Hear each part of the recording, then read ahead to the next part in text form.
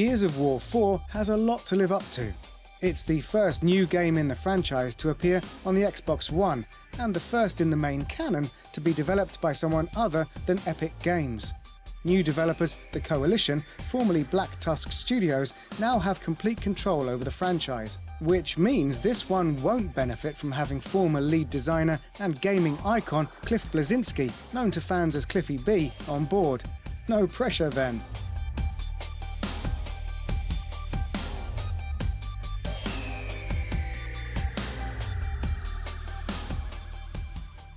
Looks like you went this way. Come on. 2013's Gears of War Judgment was the last in the series to have Bleszinski's involvement, and while it was a lot of fun, it did have its share of problems. A prequel to the original Gears trilogy, Judgment told its story in a very disjointed manner.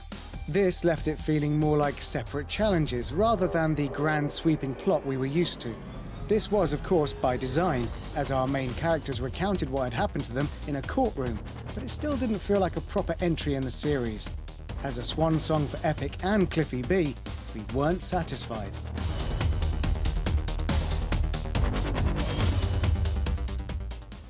Hello? Anyone home? Knock, knock. We just passing through. And we probably never will be. But before the Coalition move on to Gears of War 4, they've re-released the original Gears on Xbox One as the Gears of War Ultimate Edition. Now, this isn't your usual remastering. The Coalition have gone in there and rebuilt everything from scratch, and we mean everything.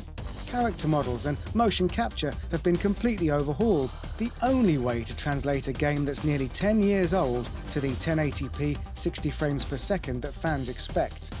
All of this is built on top of the original code used in the Unreal Engine, so while it looks different, the Ultimate Edition feels exactly like the Gears of War you remember. The Coalition have said that they want this release to be as much of a premiere experience for the Xbox One in 2015 as Gears was in 2006 for the Xbox 360. This is the game you want to bring your friends around to show the console off with.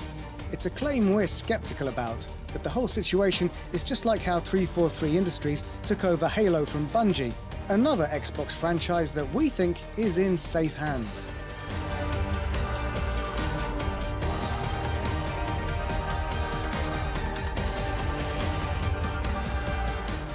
Didn't think anyone survived Benghazi, sir. Spartans never died, George.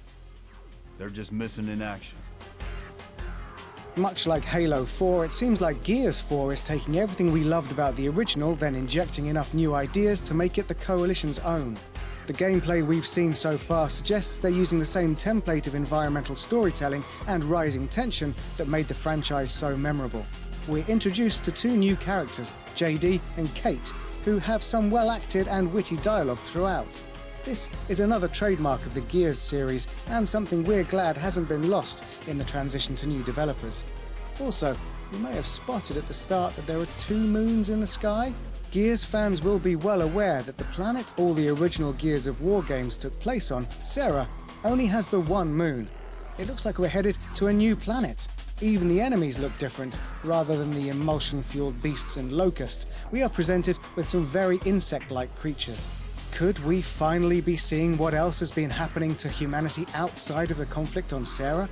It certainly seems that way.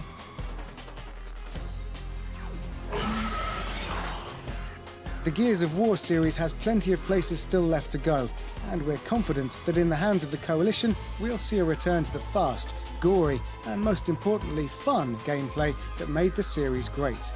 There are also little hints at some much-needed evolution, so get your co-op partner ready, we're going back in.